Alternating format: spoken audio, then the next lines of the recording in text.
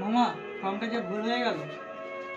ফর্মটা যদি ভুল হয়ে যায়, কারো যদি এদিকে লেখার জায়গায় এদিকে লেখা হয়ে যায়, এদিকে লেখার জায়গায় এদিকে লেখা হয়ে যায়, কাটাকাটি না করি ভাই, বা এই যে এরকম কাটাকাটি না করি ভাই, বা সাদা কালি ইউজ না করি, তার চেয়ে আমি বলবো আর একটা উপায় আছে।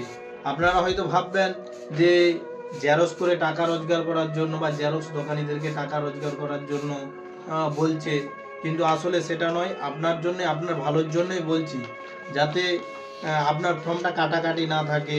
আমি বলবো এরকম একটা উপায় আছে, ফর্মটাকে আমরা জেরক্স দোকানে যে এইভাবে ভাঁজ করে নিয়ে একটা অন্য একটা ফর্ম কালেক্ট করে সেটাকে এভাবে নিয়ে, বা বাড়ির অন্য কারো যদি ফর্ম থাকে, বা যদি আমাদের দুটোই নষ্ট হয়ে যায় সেক্ষেত্রে এটা করতে হবে। তাছাড়া যদি দুটো না নষ্ট হয় আমাদের করার দরকার নেই, কারণ আগেও তো একটা ফর্ম আছে। এইভাবে আমরা করে জেরক্স দোকানের কাছে যেয়ে আমরা বা সাইবার ক্যাফে যেয়ে এটাকে এভাবে আর একটা কপি বের করে নেব অন্য কারো নিয়ে। আমার তো স্ক্যানারটা লাগবে, তাই স্ক্যানারটার কারণেই, স্ক্যানারটা আমার যাতে থাকে, স্ক্যান করলেই যাতে আমার সব ডিটেলসটা চলে আসে, সেই কারণেই আমরা এইভাবে আবার একটা বের করে নেব এবং বের করার পর তার উপরে লিখবো। দেখুন এই যে এইভাবে আমি আবার একটা বের করে নিয়েছি।